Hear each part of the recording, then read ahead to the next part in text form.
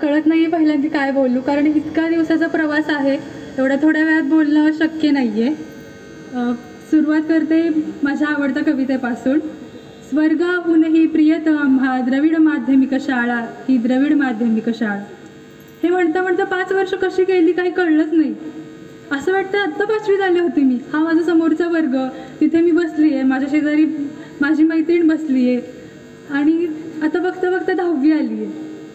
असं वाटतच नाही आहे की उद्यापासून शाळेत यायचं नाही आहे, पुन्हा तो शाळेचा गणवेश घालायचं नाही आहे. खरं तर मी शाळेच्या गणवेशाला फार कंटाळायचे, कारण त्याच्यावर लगेच ग्राउंडवर गेलं की लगेच बळ चढायचा. पण आता असं वाटतं की तो गणवेश उराशी घेऊन बसावं आणि या शाळेतून कधीच जाऊ नये. मला आजही शाळेचा तो पहिला दिवस आठवत आहे की जेव्हा मी शाळेत आले होते. खरं तर मी कोणालाच ओळखत नव्हते, पण सगळे माझे ओळखीचे होते. आता तुम्हाला प्रश्न पडेल असं कसं. माझी ताई या शाळेमध्ये होते तेव्हा ती मला नेहमी म्हणायची, आमचे सर असेल, आमचे वैद्य सर असे आहेत, आमचे इनामदार सरांनी असं घेतलं, भारत सरांनी आम्हाला असं सांगितलं, गरुड सरांनी आम्हाला हे शिकवलं, मल्लाडी सरांनी आम्हाला हे शिकवलं, कुपाडे सरांनी आम्हाला हे सांगितलं. तिचं ऐकून मला इतका कंटाळा यायचा, असं वाटायचं तिचं काय नेहमीच आहे. पण जेव्हा मी या शाळेत आले तेव्हा मला कळालं की खरंच यांच्याविषयी बोलण्यासारखं खूप काही आहे, आणि तिची जी उत्सुकता असायची ती माझ्यामध्ये पण आहे. मीही आज तिला सांगू शकते की नाही, हे माझे वैद्य सर आहेत, हे माझे इनामदार सर आहेत, माझे भारसकर सर आहेत, हे माझे गरुड सर आहेत.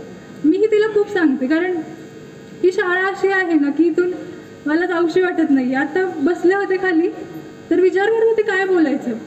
कालपासून विचार करते की नक्की काय बोलायचं. कागद घेतला, पेन घेतला, म्हटलं काहीतरी बोलायला हवं, काहीतरी लिहिणं गरजेचं आहे. पण काहीच कळत नव्हतं.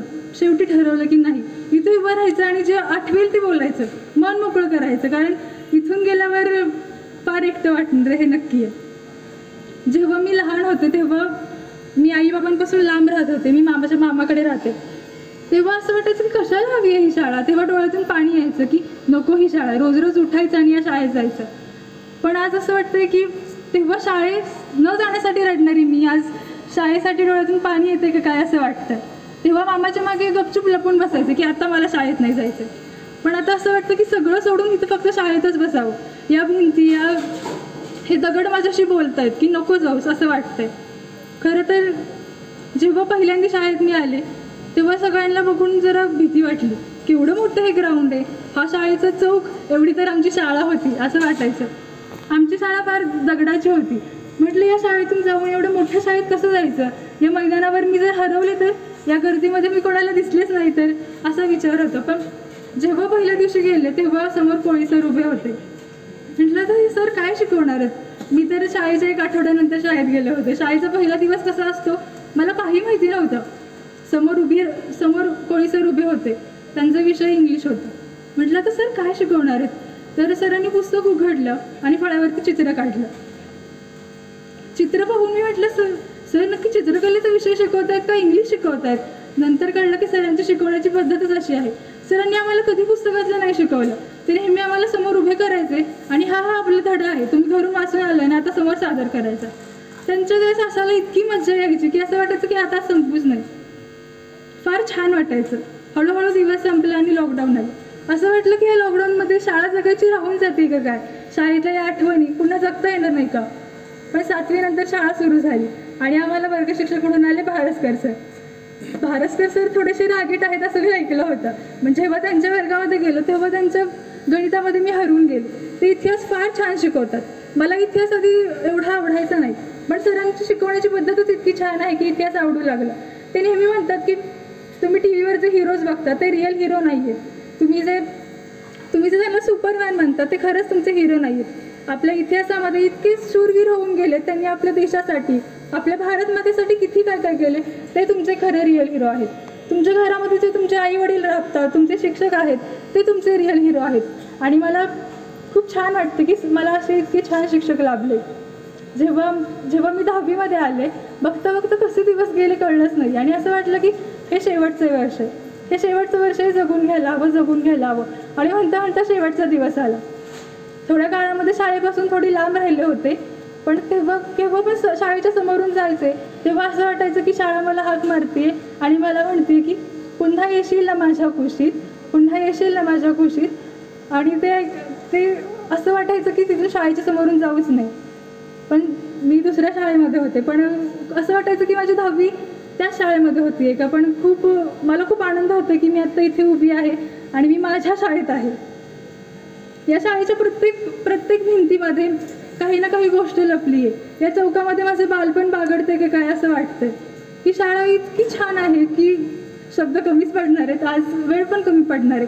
मला खूप बोलायचं आहे पण खूप कमी वेळ आहे माझ्याकडे.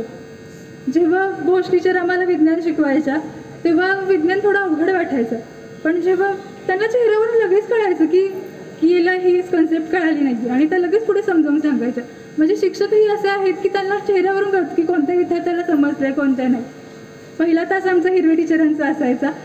हिरवे टीचरांचा मी खूप ओरडा खाल्लाय, त्याला खूप त्रास दिला, त्यासाठी खूप मी सॉरी म्हणते.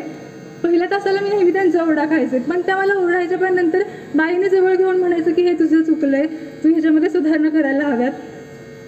तेव्हा असं वाटायचं, थोड्या वेळासाठी वाटायचं की नाही टीचर खूप ओरडतात आपल्याला, पण नंतर त्या जेव्हा प्रेमाने जवळ घ्यायचं तेव्हा सगळं विसरलेलं जायचं. नंतर जेव्हा इतिहासाचा तास असायचा तेव्हा तर मी टीचरांचा खूप ओरडा खाल्ला. त्या जेव्हा वर्गात यायच्या तेव्हा नेहमी तर माझ्याकडे बघायच्या मी शांत बसली का नाही. मी त्यांच्या तासाला खूप बोलायचे, पण कारण ते शिकवायच्या इतक्या छान की पुस्तकाच्या व्यतिरिक्त देखील त्या माहिती सांगायच्या. मग त्या गोष्टींवर चर्चा व्हायची आणि त्या चर्चेमध्ये कसा वेळ निघून जायचं कळायचं नाही आणि मी बोलत राहायचे. तर त्यांना मी सॉरी म्हणते टीचर, तुम्हाला काही त्रास दिला असेल तर. नंतर माझा आवडता तास इंग्लिशचा, गरुड सरांचा. मला इंग्लिश अजिबात आवडत नव्हतं. 5वी नंतर इंग्लिशचं माझं असं इंग्लिश जवळच वाटायचं नाही, पण जेव्हा गरुड सर आले शिकवायला तेव्हा इंग्लिश खूप हवं असं वाटलं, कारण त्यांनी खूप छान शब्दामध्ये इंग्लिश सांगितलं. इंग्लिश हा विषय एक भाषा आहे आणि भाषेची आपल्याला गोडी लागायला हवी, त्यामुळे ते इतकी छान पद्धतीने कविता शिकवायचे. त्यांचा कविता शिकवण्याचा जो एक वेगळाच अंदाज होता तो मला फार आवडायचा. मी गणितात खूप कच्ची आहे, तर माझ्या गणितासाठी लिमये सर, इनामदार सर यांनी मला खूप मार्गदर्शन केलं. त्यांनी मला सांगितलं वेळोवेळी पुस्तकं सोडवत जा. त्यांचं मार्गदर्शन मी कधीच विसरणार नाही. या शाळेमध्ये जेव्हा मी कोणतीही गोष्ट केली तर ती मी आत्ता बसल्या मला आठवत होते. सगळेजण बोलत होते तर असं वाटत होतं की हे बोलायचं राहून जाईल, ते बोलायचं राहून जाईल, शब्द कमी पडतील, पण आता जे म्हणत येतं ते मी बोलते. आणि जेव्हा 6वीमध्ये आलो आम्ही तेव्हा आम्हाला हिंदीला मराठीकर टीचर होत्या. आता खूप छान शिकवायच्या. हिंदी विषय म्हणजे माझा आवडीचा झाला होता. खरं तर शिक्षक इतक्या छान पद्धतीने शिकवायचं की प्रत्येक विषय आवडीचा झाला होता. कोणत्याच विषयाची भीती वाटत नव्हती. मग नंतर गणिताला मला वैद्य सर आले. मला गणित फार अवघड जायचं, पण सरांची शिकवण्याची पद्धत आधी गणित म्हणजे असं वाटायचं की खूप गंभीर चेहरा, आता आपल्याला गणित सोडवायचं आहे, वास काही पुढचं सुचत नाही आहे. पण जेव्हा वैद्य सर यायचे, काय गणित आहे हे, गणित तुम्ही असं पाठांतर करू नका, तुम्ही सोडवा, गणित तुम्हाला आवडायला लागेल.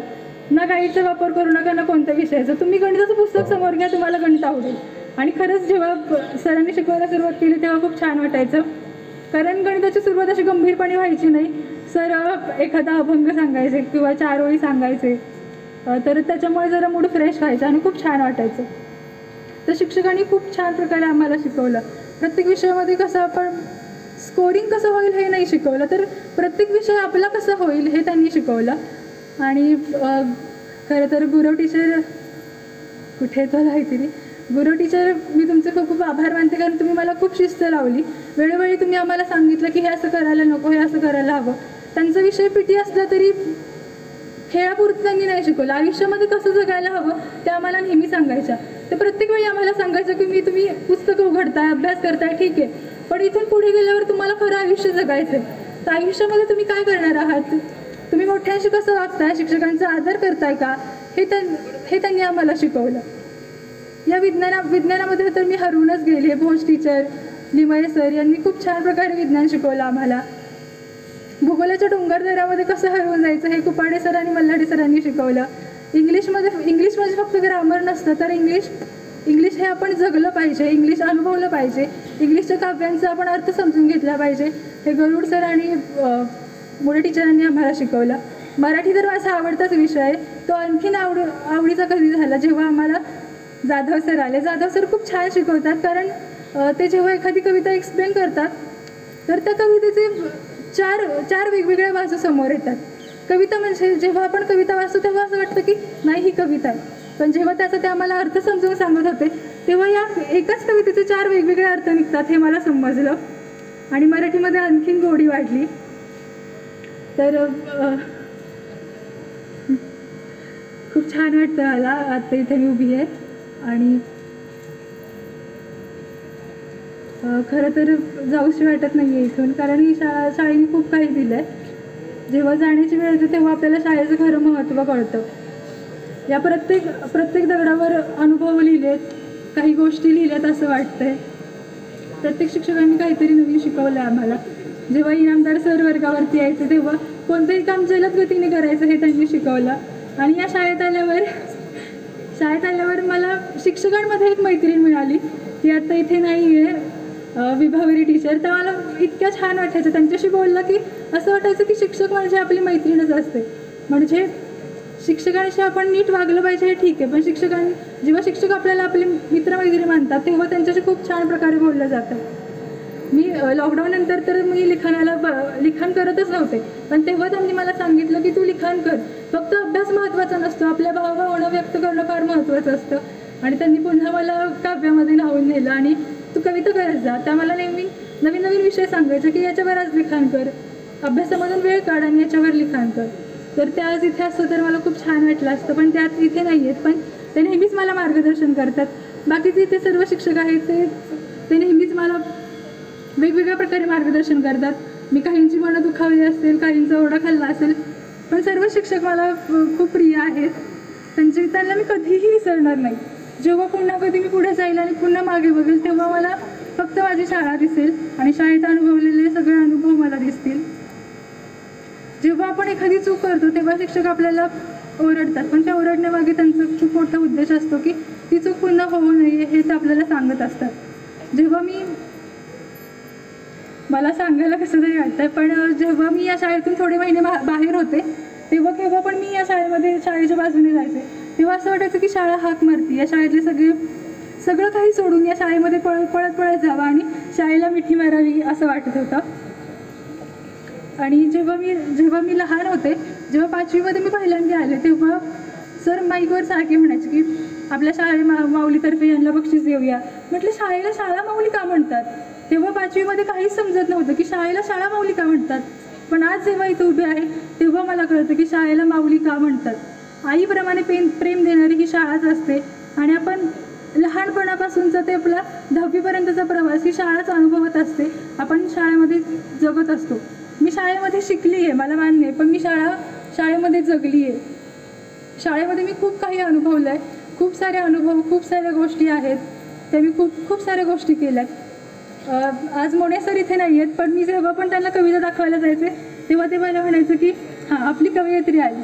तेव्हा खूप छान वाटायचं, कारण एक नवीन ऊर्जा मिळायची. ते जेव्हा म्हणायचं की तू कविता खूप छान करतेस, जेव्हा शिक्षक आपले कौतुक करतात तेव्हा एक नवीन ऊर्जा येते. माझी प्रत्येक कविता ते मन लावून वाचायचे. इतकं काम असायचं समोर, सगळं काम बाजूला ठेवून ते विद्यार्थ्यांच्या शंका, त्यांनी काही नवीन केलेल्या गोष्टी त्या सगळं काही ते ऐकून घ्यायचे. माझ्या प्रत्येक कविता त्यांनी वाचलेली आहे. मी जेव्हा केव्हा त्यांच्या समोरून जायचे तेव्हा कवयित्री म्हणून ते मला हाक मारायचे. तर मी पुढे मला कवयित्री व्हायची संधी मिळेल का माहिती नाही, पण सर जे बोलले तर त्यांच्यासाठी मी थोडाफार प्रयत्न करेल. जेव्हा मल्हारी सर आमच्या वर्गावर यायचे तेव्हा ते म्हणायचे की तू कविता कर आणि तुझी एक तरी कविता मला शिकवायला यायला हवी. तर ते मग माझ्या खूप मनामध्ये आहे. तर मी सर नक्कीच प्रयत्न करेल की तुम्हाला एखादी तरी माझी कविता शिकवायला भेटेल. मी माझ्या आता आपल्या सर्वांचे आवडते सर जवान सर, त्यांच्याविषयी काय बोलायचं. ते फार मजेशीर आहेत. शिक्षकाची दुसरीच बाजू आपल्याला पाहायला मिळते. शिक्षकांना भरपूर काम असतं, पण जेव्हा शिक्षक आपल्या समोर येतात तेव्हा सगळं काही विसरून ते पूर्ण वेळ आपल्या विद्यार्थ्यांना देत असतात. सर तर इतके हसवायचे की हिंदी हा विषय खूप आवडता झाला होता. नंतर ते आम्हाला इंग्लिशला आलं. इंग्लिश पण इतकं प्रत्येक गोष्ट ते समजावून सांगायचे. त्यांचे जॉक्स तर खूप हसण्यासारखे असायचे. मूड खूप फ्रेश व्हायचा. जेव्हा काही शंका असतील तेव्हा लिमये सर विचारायचे तुला काही शंका आहेत का, तू कुठे मागे पडतीयेस का. 9वीनंतर थोडा अभ्यास मागे पडला होता माझं, पण शिक्षकांनी खूप मार्गदर्शन केलं. जाधव सर नेहमी विचारायचे की तुला काही शंका असेल तर मला विचार, काही मदत हवी आहे का मराठीमध्ये, तर ते मला नेहमी विचारायचे. लिमये सर पण असायचे, इनामदार सर तर नेहमीच बरोबर असायचे. आणि संस्कृत विषय फार आवडीचा व्हायला लागला थोडा, कारण हिरवे टीचर खूप छान शिकवतात. प्रत्येक विषय असा आपापला आवडीचा झाला. माझ्या शिक्षकांनी इतक्या छान प्रकारे शिकवलं. आज शेवटी जाताना शाळेला एवढंच म्हणेल की मी तुला विसरणार नाही आहे, कारण माझं बालपण तुझ्यामध्येच गेले. जेव्हा मला भूक लागली तेव्हा पोषण आहाराचा घास तू मला भरवलास, जेव्हा मला लागलं तेव्हा औषध तू लावलंस, आणि अशा ह्या आईला मी कधीही विसरणार नाही. या शाळा माऊलीला सोडून जाताना थोडंसं वाईट वाटतंय, पण एखाद्या पाखराला जेव्हा आकाशी झेप घ्यायची असेल तेव्हा आपल्याला आपलं घरटं सोडावंच लागतं. पण आपण कितीही लांब गेलो तरी आपल्या घरट्याकडेच परत येतो. त्यामुळे मी कितीही मोठी झाले, मी म्हातारी नाही झाले तरी शाळा ही माझीच असणार आहे आणि माझ्या आईकडे मी पुन्हा येणारच आहे. तेव्हा जाता जाता एवढंच बोलेल की जरी मी अनोळखी झाले गेले कुठे बाहेर, जरी मी अनोळखी झाले गेली कुठे बाहेर, तरी मला तू ओळखशील ना. जरी मी कुठे बाहेर गेली, कुठे अनोळखी झाले, तरी मला तू ओळखशील ना. आई जर तुला म्हटले तर पुन्हा कुशीत घेशील ना. आई जर तुला पुन्हा म्हटले तर पुन्हा कुशीत घेशील ना. भूक लागली पुन्हा तर पोषण आहाराचा घास भरवशील ना. हेच लागतं मला औषध तू लावशील ना. जरी मी अनोळखी झाले तरी पुन्हा मला कुशीत घेशील ना. पुन्हा मला कुशीत घेशील का. धन्यवाद. वरील सर्व मान्यवर, उपस्थित सर आणि टीचर्स आणि समोर बसलेल्या सर्व मित्रमैत्रिणींना माझा नमस्कार. मी सिद्धी विशाल कांबळे. 10वी म्हणजे आपल्या जीवनातील शेवटचं वर्ष. यानंतर आपण कॉलेजला जाणार, नवीन उच्च शिक्षण घेणार. भावी आयुष्याचा पाया रचण्यासाठी आपण आता नव्याने सुरुवात करणार आहे. पण हे सर्व करत असताना आपले रोजचे शिक्षक, मित्रमैत्रिणी, रोजचा वर्ग, आपला बेंच, शाळेची घंटा, रोजचा परिपाठ या सर्व गोष्टी आता सोडाव्या लागणार. याचं थोडं वाईट वाटतं. त्यामुळे आज आपला निरोप समारंभाचा कार्यक्रम आहे असं म्हणण्याऐवजी मी म्हणेन की आज आपल्याला शाळा पुढील आयुष्यासाठी शुभेच्छा देत आहे. निरोपाचा क्षण नाही, शुभेच्छांचा सण आहे. पाऊल बाहेर पडताना रेंगाळणारं मन आहे. आजही मला तो दिवस आठवतो. इयत्ता 5वीमध्ये मी या शाळेत प्रवेश घेतला आणि त्या दिवशी माझी वर्ग शिक्षक म्हणून श्री कोळी सर यांच्याशी ओळख झाली. आणि विशेष म्हणजे आज शेवटच्या दिवशी मला वर्ग शिक्षक म्हणून कोळी सरच आहेत. कोविडनंतर सुरू झालेली शाळा आम्ही खूप एन्जॉय केली, कारण वर्ष दीड वर्ष आम्ही घरात होतो. त्यामुळे शाळेत आल्यानंतर आम्ही प्रत्येक कार्यक्रमात सहभागही घेतला आणि अभ्यासही खूप केला. मागील वर्षी गणित दिनाला स्वयंसेवक म्हणून काम करण्याची संधी मला इनामदार सरांमुळे मिळाली. तेव्हा मी 10वी क च्या विद्यार्थ्यांना म्हणजेच माझ्याही पेक्षा मोठ्या ताई दादांना शिकवले. पण या गोष्टी करत असताना आम्ही हे शिकत होतो आणि शिक्षक आम्हाला शिकवत होते आणि हेच आम्हाला शाळेने अभ्यासाव्यतिरिक्त शिकवले आणि घडवले. शाळा घडवते हा अनुभव मी घेतला. पण आता असे घडवणारे शिक्षक आणि नेहमी मदत करणारे शिपाई काका यापुढे भेटणार नाहीत याची थोडी खंत वाटते. ही शाळा माझे दुसरे घरच आहे असं मला वाटतं. इतकी ही शाळा मला माझी आणि आपली वाटते. त्यामुळेच आता शाळा सोडताना थोडं वाईट वाटते. रोजची घंटा, शाळा सुरू होताना म्हटलेले राष्ट्रगीत, प्रार्थना, सरांनी घेतलेली प्रेझेंटी, कुटीतील व मोबियस पट्टीवरील गप्पा आणि शाळेची ओळख असणारे भले मोठे ग्राउंड, या सगळ्या गोष्टी आता मिस होतील.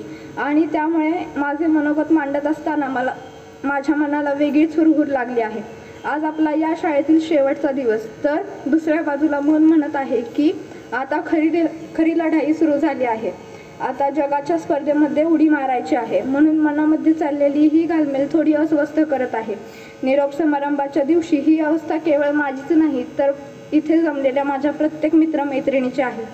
माझ्या समोर उपस्थित असलेल्या मित्रमैत्रिणींपैकी काही जण इयत्ता 1ली पासून माझ्यासोबत होते, तर काही आत्ता नव्याने मला भेटले. आता मात्र कॉलेजचे शिक्षण आणि उपलब्ध असलेले पर्याय याचा विचार करता प्रत्येकाच्या वाटा वेगळ्या होतील. अशी ही माझी शाळा आज मला पुढील शिक्षणासाठी सोडावी लागत आहे. सर्वांना भावी वाटचालीसाठी शुभेच्छा देते आणि माझे निरोप समारंभाचे भाषण संपवते. धन्यवाद. आज मला असे वाटते की माझ्या आयुष्याचा सर्वात महत्त्वाचा क्षण सुटून चालला आहे, कारण यानंतर हा आजचा दिवस फक्त माझ्यासाठी नाही तर माझ्या सर्व मित्रांसाठी आहे. मित्रांसाठी भावूक आहे.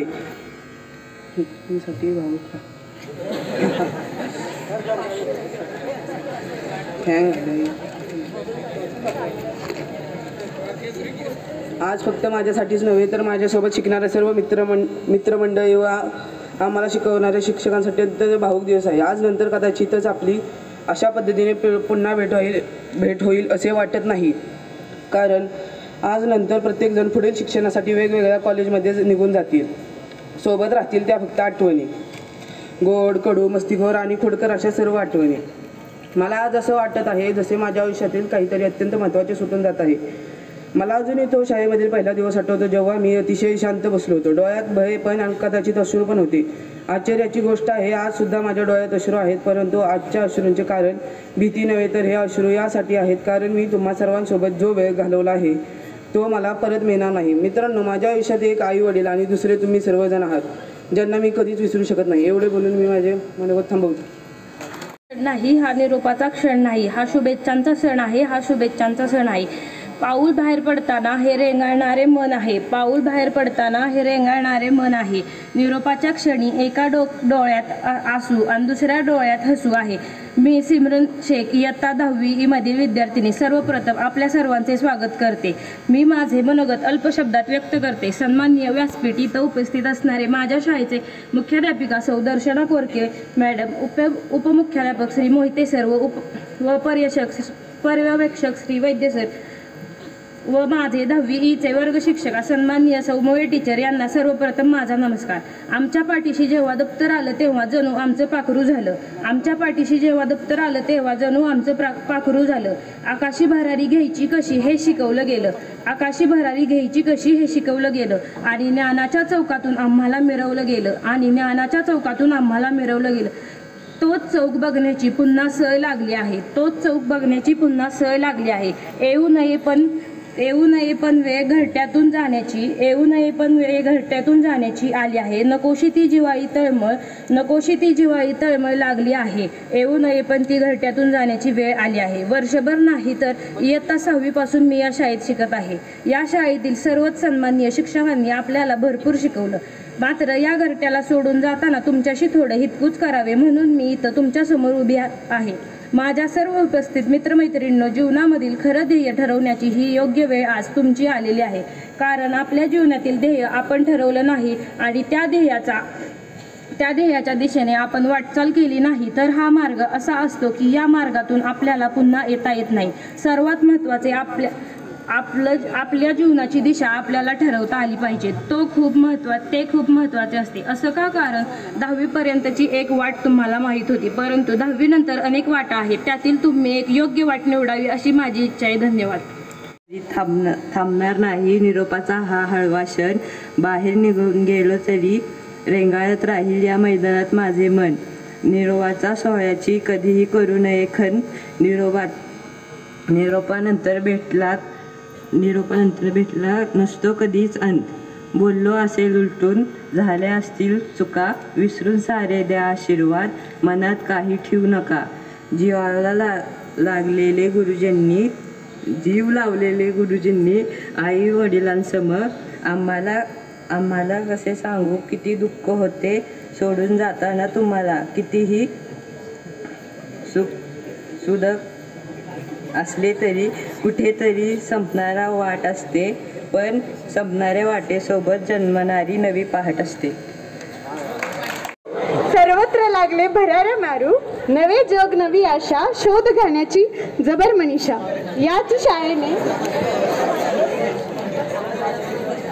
याच शाळेने लावले वळण, त्यावर चढू यशाची चढण. खरं तर आज माझी खूप द्विधा मनस्थिती झाली आहे. काय बोलू ते कळत नाहीये, कारण की शाळेवर एवढ्या आठवणी आहेत ना की त्या मी व्यक्तच करू शकत नाही आणि थोड्या शब्दात तर नाहीच नाही. खरं तर आज मनात भीती पण आहे, कारण की एवढ्या सगळ्या जणांसमोर मला बोलायचं आहे त्याच्यामुळे. आणि मला आनंद पण होतो आणि दुःख पण होतंय. आनंद होतोय कारण की यानंतर मी कॉलेजला जाणार आणि नवीन काहीतरी मला शिकायला भेटणार आहे त्यामुळे. आणि दुःख होतंय कारण की मला या शाळेला सोडूनच जायचं नाहीये, कारण की मला या शाळेने जे काही दिलंय ते खूप आहे आणि ते माझ्या आयुष्यासाठी खूप उपयोगी पडणार आहे. खरं तर आज फक्त माझ्यासाठीच नाही तर आपल्या सर्वांसाठीच खूप भावुक दिवस आहे. आज नंतर प्रत्येक जण आपापल्या मार्गाला लागणार आहे आणि मला असं वाटतं की यानंतर परत आपली भेट अशा प्रकारे होऊच शकत नाही. पण आपल्याला आत्ता दुःख होतंय, पण आपल्यासोबत आज ज्या आठवणी राहणार आहेत त्या खूप गोड, कडू, मस्तीखोर आणि खोडकर अशा असणार आहेत. मला असं वाटतंय की आज माझ्या आयुष्यातून काहीतरी निघून चाललंय, काहीतरी नाही खूप काहीतरी निघून चाललंय आणि कदाचित माझं बालपणीचं आयुष्यच निघून चाललंय. कारण की यानंतर मी मोठी होणार आणि मला शाळेत जी मज्जा करता आली आहे ती करताच येणार नाही असं मला वाटतंय. आज शाळेमध्ये शाळा सोडून जाताना मनामध्ये थोडीशी भीती आहे, कारण की पुढे गेल्यावर शाळेतल्या ह्याच्या शिक्षकांनी मला नेहमीच मदत केली. पुढे जाऊन सांगता येणार नाही की अशाच प्रकारची मदत मला बाकीचे देखील करतील का, त्याच्यामुळे मनात थोडीशी भीती देखील आहे. मला अजूनही तो शाळेतला पहिला दिवस आठवतोय. मला आठवतंय मी तेव्हा थोडीशी नर्वस होते, मला खूप भीती वाटलेली, कारण की आमची आधीची शाळा थोडीशी छोटी होती आणि एकदम अशा मोठ्या शाळेत आल्यावर मनामध्ये भीती असतेच. त्याच्यामुळे माझ्यासुद्धा मनामध्ये भीती होते आणि कदाचित मला रडूही आलं होतं, कारण की एवढी सगळी मुलं बघायची मला खरंच सवय नव्हती. एवढे सगळे विद्यार्थी मी आधी कधीच नव्हते बघितले, त्याच्यामुळे थोडीशी भीतीही होती मनामध्ये. पण आज मी चालली आहे तेव्हा माझ्यामध्ये आत्मविश्वास निर्माण झालाय, कारण की या शाळेने मला भरपूर काही दिले आणि मुख्य म्हणजे माझ्यामध्ये आत्मविश्वास निर्माण केलाय, ज्याच्यामुळे मी आज तुमच्यासमोर इथं बोलू शकते. खरे तर मला या शाळेने खूप काही दिलंय. तसेच या शाळेतील शिक्षकांनी वेळोवेळी केलेल्या मार्गदर्शनामुळे माझ्या व्यक्तिमत्व विकासामध्ये भर पडली आणि माझ्या कलागुणांचा विकास देखील झाला. आम्हाला आलेल्या प्रत्येक वर्ग शिक्षकांनी तसेच विषय शिक्षकांनी अत्यंत उत्तम प्रकारे मार्गदर्शन करून आमच्या ज्ञानात भर पडली. माझ्यामध्ये शाळेच्या पहिल्या दिवशी जी भीती होती ती आता नाहीशी झालेली आहे. त्याचे कारण शिक्षकांनी माझ्यात निर्माण केलेला आत्मविश्वास हाच आहे, हेच मला तुम्हाला सांगायचं आहे. उडत्या पाखरांना परतीची तमा नसते, उडत्या पाखरांना परतीची तमा नसते, नजरेत नेहमी नवी दिशा असावी. घरट्याचं काय केव्हाही बांधता येईल, क्षितिजा पलीकडे झेप घेण्याची मनात जिद्द असावी, मनात जिद्द असावी. धन्यवाद. न येता जिथे आम्ही असा शब्द येईल तर त्यावेळेला विद्यार्थ्यांनी कल्पना करायला हरकत नाही की मी सर्व शिक्षकांच्या वतीनं बोलतो आहे, म्हणजे सर्व शिक्षक माझ्या मुखातून बोलत आहेत, त्याच्यामुळे तिथे आम्ही हा शब्द येणार आहे. सन्माननीय व्यासपीठ माननीय मुख्याध्यापिका सौ कोरके मॅडम, उपमुख्याध्यापक मोहिते सर आणि पर्यवेक्षक श्री वैद्य सर, सर्व मान्यवर शिक्षकवृंद आणि माझ्या प्रिय विद्यार्थ्यांनो, आजचा दिवस अत्यंत खास आहे. याचं कारण 10वीचे विद्यार्थी आपल्या शाळेच्या 4 भिंती पलीकडे नवीन प्रवास सुरू करण्यासाठी सज्ज झालेले आहेत. झालाय ना? तुमच्या शाळेतील प्रवास फक्त अभ्यासापुरता मर्यादित नव्हता, तर तो जीवनाच्या प्रत्येक टप्प्यासाठी तुम्हाला तयार करत होता. या शाळेतील प्रत्येक दिवसाने तुम्हाला शिस्त, जिद्द आणि चिकाटी यांचं महत्त्व शिकवलं. आज आम्हाला विश्वास आहे की तुम्ही सर्वजण तुमच्या मेहनतीच्या जोरावर यावर्षी शाळेला 100% निकाल देऊन गौरव प्राप्त करून द्याल. तुमचं यश हे केवळ तुमचं नाही, तर ते तुमच्या पालकांचं, शिक्षकांचं आणि शाळेचंही आहे. प्रत्येक शिक्षकाने तुम्हाला योग्य दिशा दाखवण्यासाठी अथक प्रयत्न केले आहेत आणि आता वेळ आली आहे की तुम्ही त्यावर स्वतःची यशस्वी कहाणी लिहावी. यशाचा एकच मंत्र आहे, कधीही हार मानू नका.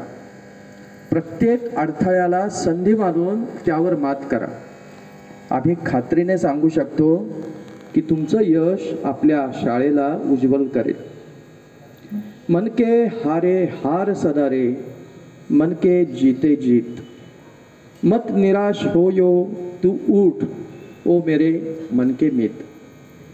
तोड़ पर्वतों को चट्टानों को सरिता की धार, तोड़ पर्वतों को चट्टानों को सरिता की धार, बहती मैदानों में करती धरती का श्रृंगार.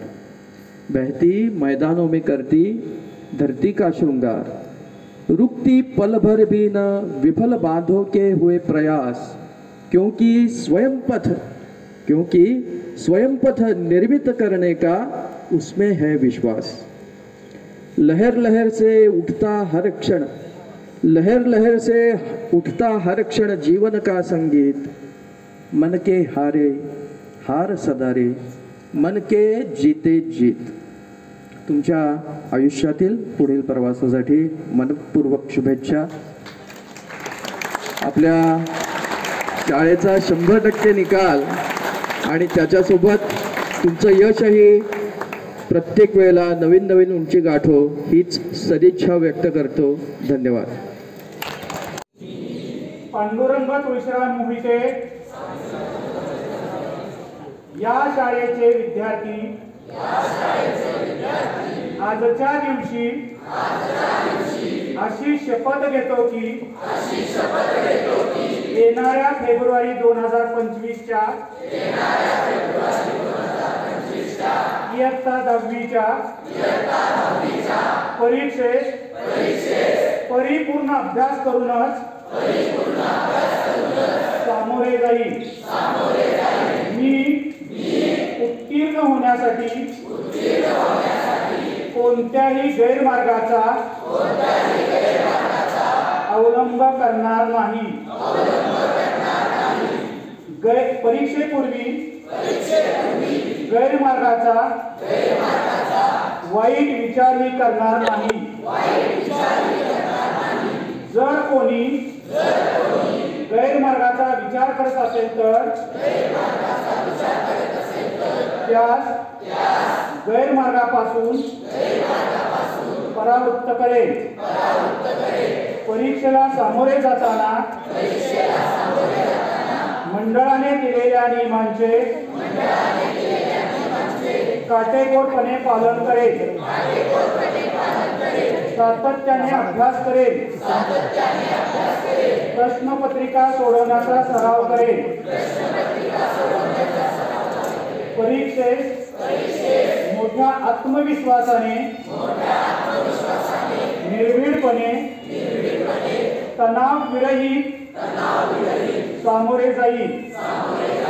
चांगल्या गुणाने उत्तीर्ण होऊन माझ्या शाळेचे गुरुजनांचे आई वडिलांचे नाव उज्ज्वल करेल. जय हिंद. सर्वांनी खाली बसायला हरकत नाही. शाळेबद्दल असणारी कृतज्ञता व्यक्त करण्यासाठी इयत्ता 10वीच्या वर्गाकडून शाळेसाठी एक छोटीशी भेट देण्यासाठी आज 10वीचे विद्यार्थी उत्सुक आहेत. तर त्यासाठी मी वर्गाच्या वर्गशिक्षिका श्रीमती हिरवे टीचर आणि वर्गातील काही प्रातिनिधिक विद्यार्थ्यांना विनंती करतो की त्यांनी ते शाळेला ती भेटवस्तू द्यावी. हां, थोडंसं टाचा उंच करा.